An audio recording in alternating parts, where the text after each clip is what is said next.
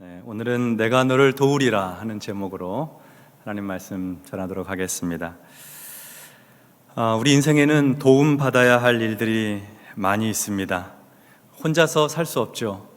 도움받아 삽니다. 어려운 일은 누군가 문제를 해결할 수 있도록 도와주고 또 함께 해주면 복입니다. 바쁜 일이 있을 때는 그저 곁에서 일손만 보태줘도, 손만 몇 사람이 보태줘도 수월하게 바쁜 일들 추릴 수가 있습니다. 슬픔을 당한 사람 곁에서는 그 마음을 공감하고 위로해 주는 사람이 같이 있으면 도움이 되고 유익하죠.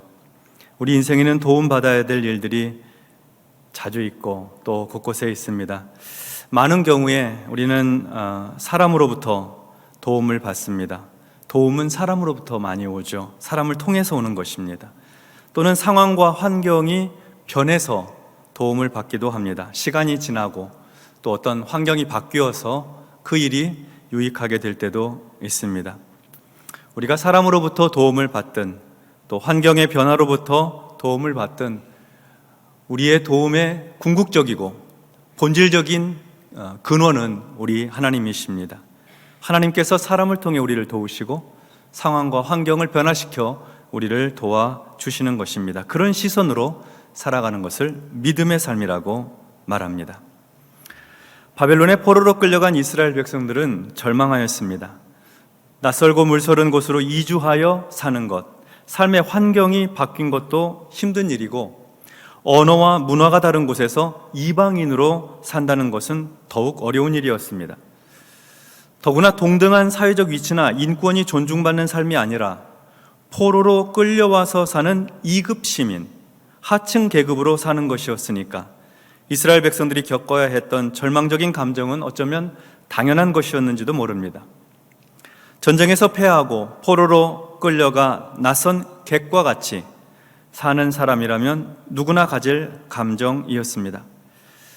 그런데 이스라엘을 가장 고통스럽게 한 것은 그들이 더 이상 예루살렘에서 하나님께 예배드릴 수 없는 현실이었습니다. 전쟁의 패배는 곧 하나님으로부터 우리가 버림받았다 하는 것으로 그들은 이해하였습니다.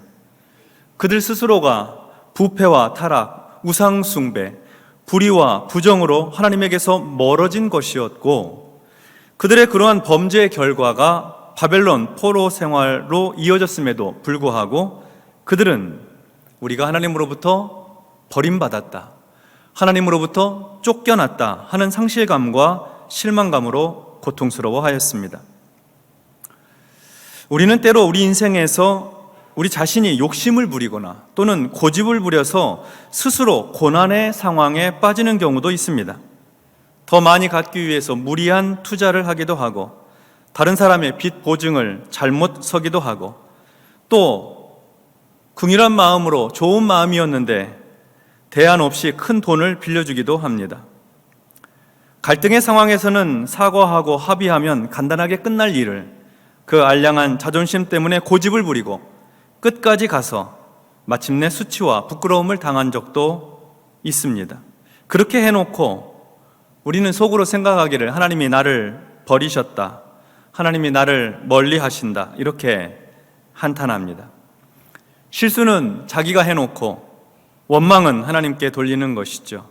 그러다가 나중에 정신 차리고 후회하고 하나님 앞에 회개합니다.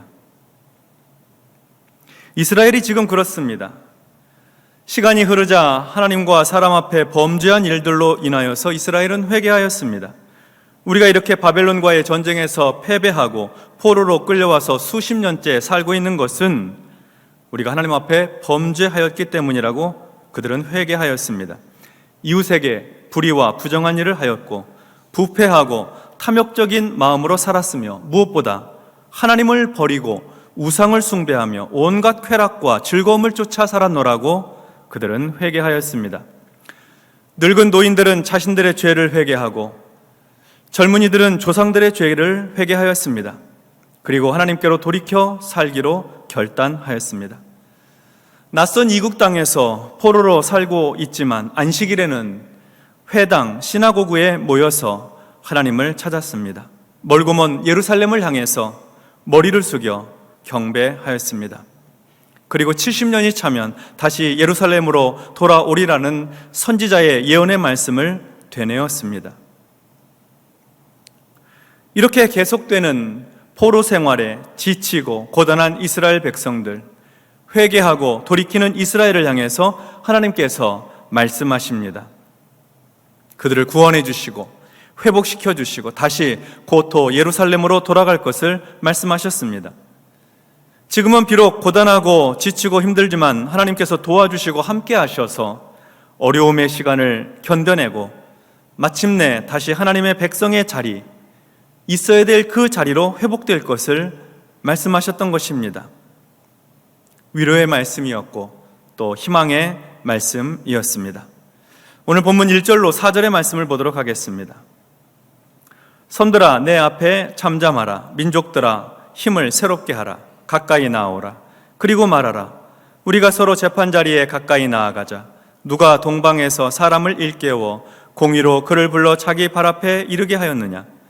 열국을 그의 앞에 넘겨주며 그가 왕들을 다스리게 하되 그들이 그의 칼에 티끌 같게 그의 활에 불리는 초계 같게 하매 그가 그들을 쫓아가서 그의 발로 가보지 못한 길을 안전히 지났나니 이 일을 누가 행하였느냐?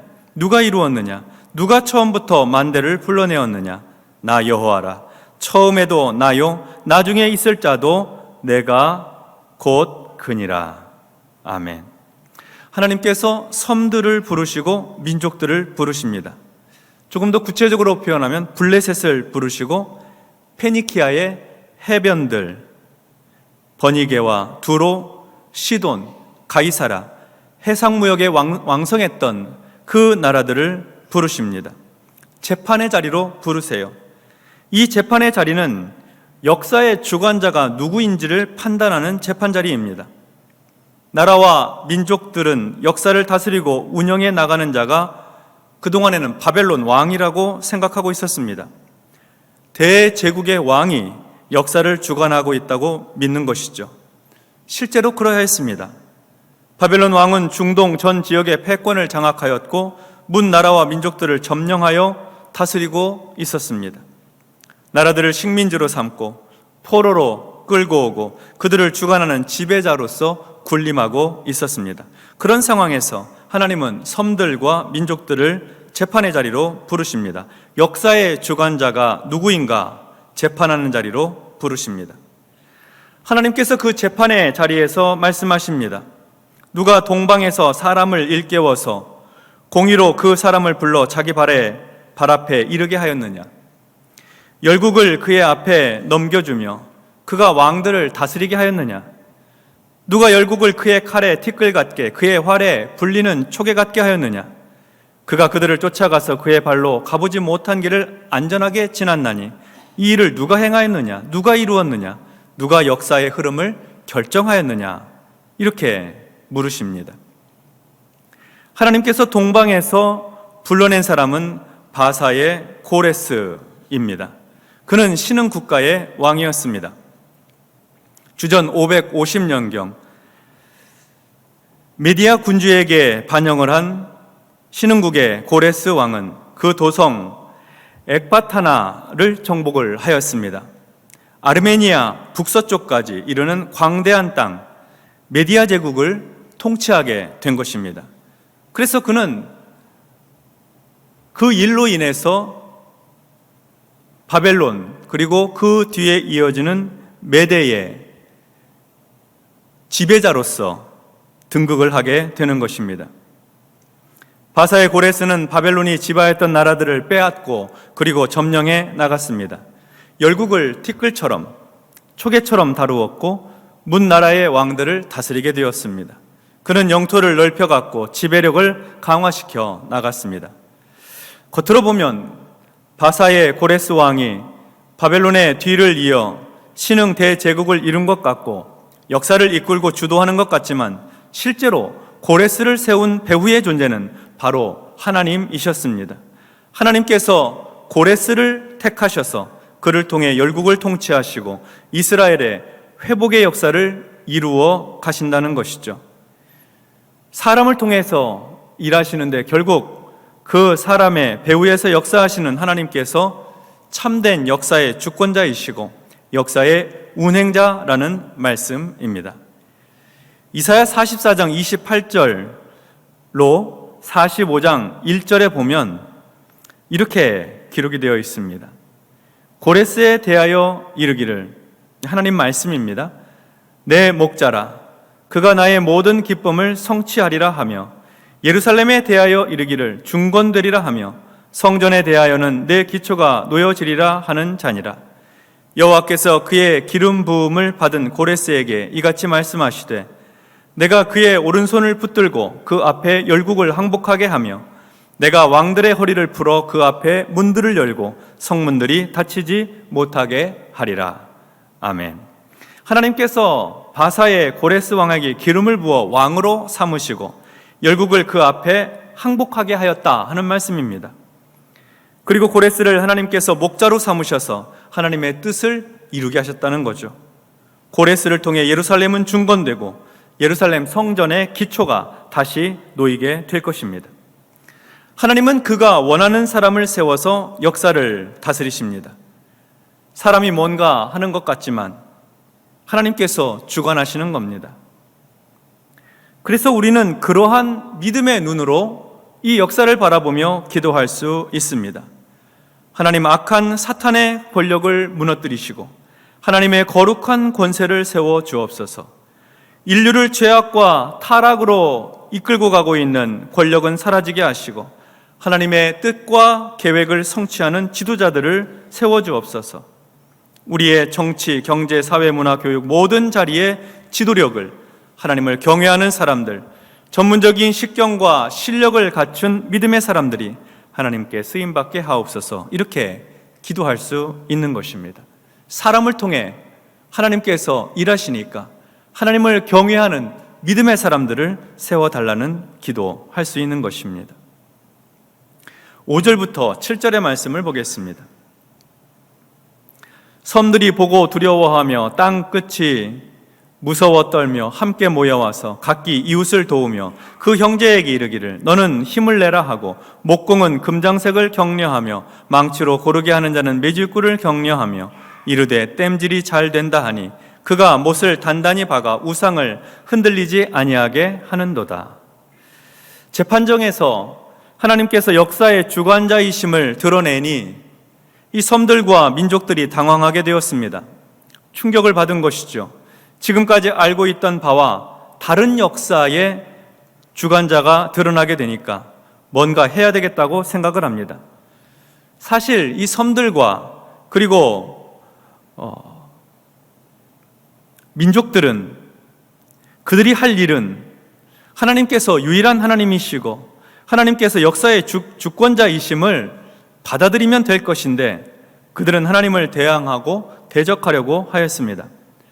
그들은 함께 모여와서 각기 이웃을 돕고 그 형제에게 말하기를, 너는 힘을 내라. 그리고 목공은 금장색을 격려하고 또 망치로 고르게 하는 자는 매질꾼을 격려하면서 우상을 만들고 우상을 세우고 땜질을 하여서 못을 단단히 박아서 그 우상이 흔들리지 않게 만들었습니다.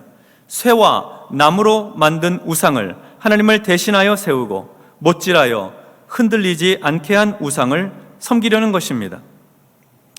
우상이 자기 스스로 자신을 세우지 못하여 사람의 손을 빌려 세움받아야 하는 나무와 돌과 쇠, 그거를 섬기는 것입니다. 이것이 바로 하나님을 모르고 하나님을 대적하는 세상 민족들의 모습입니다. 예전에 블레셋은 이스라엘의 법궤를 빼앗아 가지고 와서 다곤의 신전에 둔 적이 있습니다.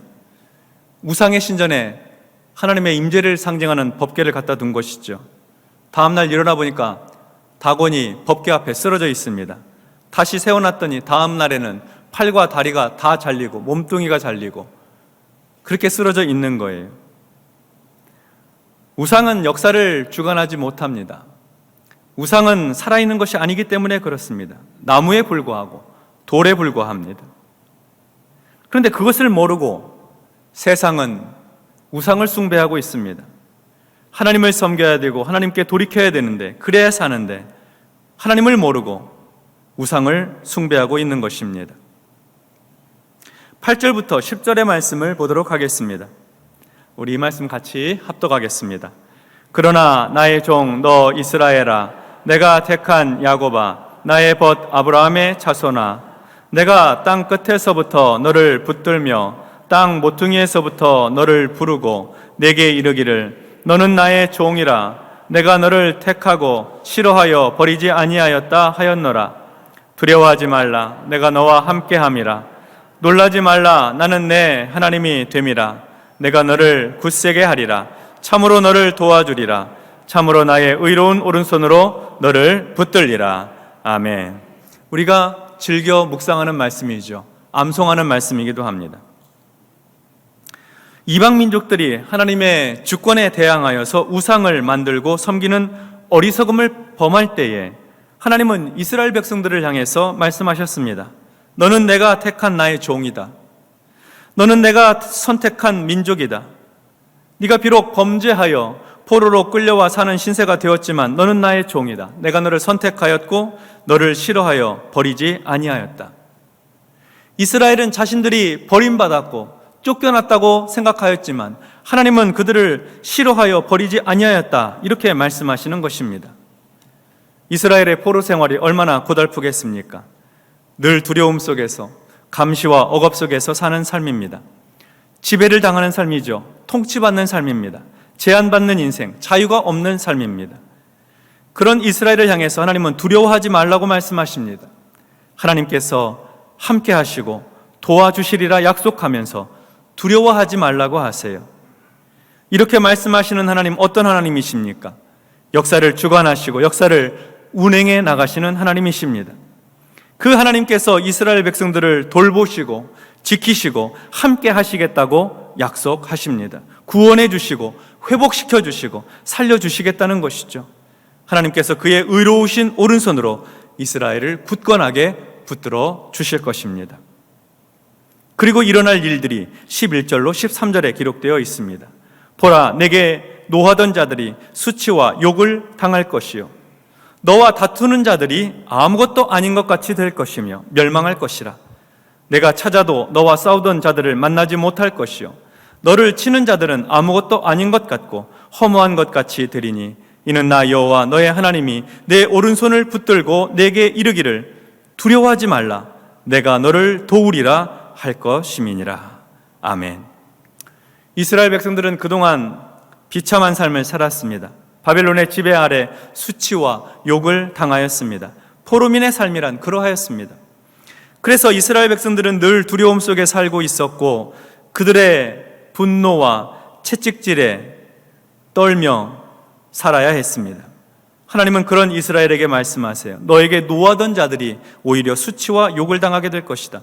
너와 다투던 자들이 아무것도 아닌 자와 같이 될 것이다. 그들이 다 멸망할 것이다. 네가 그들을 찾아내고 싶어도 찾지 못할 것이고 너와 싸우던 자들을 만나고 싶어도 만나지 못할 것이다. 너를 치던 자들, 너를 지배하던 자들 아무것도 아닌 것처럼 허무한 존재와 같이 될 것이다. 사라지게 될 것이다. 그런 말이죠. 하나님께서 이스라엘의 역사를, 세상의 역사를 그렇게 이끌어 가시겠다는 것입니다. 그리고 실제로 바벨론 제국은 후에 흔적을 찾아볼 수 없을 정도로 사라지고 말았습니다. 페르시아가 세계를 지배하고 다스리게 되온 것이죠. 역사를 주관하시고 운행하시는 하나님, 사람을 통해서 그의 백성들을 돌보시고 은혜 베풀어 주시는 하나님께서 이스라엘 백성들에게 그러니 두려워하지 말아라. 두려워하지 말아라. 내가 너를 도울 것이다. 나 여호와 너의 하나님이 내 오른손을 붙들고 너를 도와줄 것이다. 너를 도우리라 말씀하시는 것입니다. 역사의 주관자 되신 하나님께서 우리를 도와주시면 어떤 일이 일어나겠습니까? 우리의 원수와 대적들은 멸망하게 되고 허무하게 사라지게 될 것입니다. 우리 하나님께서 우리를 도와주시면 우리는 회복되고 치유되고 강건하게 될 것입니다. 존귀한 하나님의 백성으로 그 삶이 온전하게 될 것입니다. 성도 여러분, 하나님께서 이렇게 이스라엘을 붙드시고 지키시고 도와주시는 것은 이스라엘이 하나님의 마음을 크게 감동시켜서가 아닙니다. 그들이 하나님께 잘 보여서가 아닙니다. 그들이 착하게 살고 선하게 살아서 하나님 눈에 들어서 그런 것이 아닙니다. 그들이 안식일을 잘 지키고 헌금을 많이 하고 봉사를 많이 하고 뭔가 공로를 많이 세워서 그래서 이스라엘을 지켜주시고 회복시켜 주시겠다는 것이 아닙니다. 성경에는 그런 단서들을 찾아볼 수가 없습니다. 하나님께서 도와주시는 것은 공로나 업적 때문이 아니고 하나님 앞에서 죄악을 뉘우치고 회개하고 하나님께로 돌아왔기 때문입니다. 하나님께서 그들을 복되게 하시고 붙드시고 새롭게 하시고 도와주시는 것은 하나님께로 돌이켰기 때문이에요. 하나님 앞에 나아가 엎드렸기 때문입니다. 그것이 전부입니다. 그게 다예요. 다른 조건이 없습니다. 하나님 앞으로 그의 시선을 돌리고 하나님께로 삶의 방향을 전환하면 하나님은 그 은혜로 구원하시고 그를 회복시켜 주시고 살 길을 열어 주시는 것입니다. 어려운 문제 만나게 되죠. 인생이 고단하고 곤고할 때도 있습니다. 지칠 때가 왜 없겠습니까? 그러나 그때 우리는 하나님 앞에 나아가 하나님께로 우리의 삶을 고정시키고 집중해야 합니다. 하나님께서 우리 인생의 역사를 주관하고 계시기 때문입니다. 하나님은 우리와 함께 하시고 하나님께서 우리를 굳세게 하시며 하나님께서 그의 의로우신 오른손으로 우리를 붙들어 주시는 겁니다. 하나님께서 하나님께로 나아가는 그의 자녀들에게 말씀하십니다. 두려워하지 말라. 내가 너를 도우리라. 내가 너를 도우리라. 그리고 하나님께서 우리 곁에 돕는 사람들을 붙여 주십니다. 하나님은 고레스를 통해 역사하시고 고레스를 통해서 회복시켜 주십니다. 이스라엘은 상상도 못했습니다. 고레스가 누구입니까? 이방인의 왕이 아닙니까?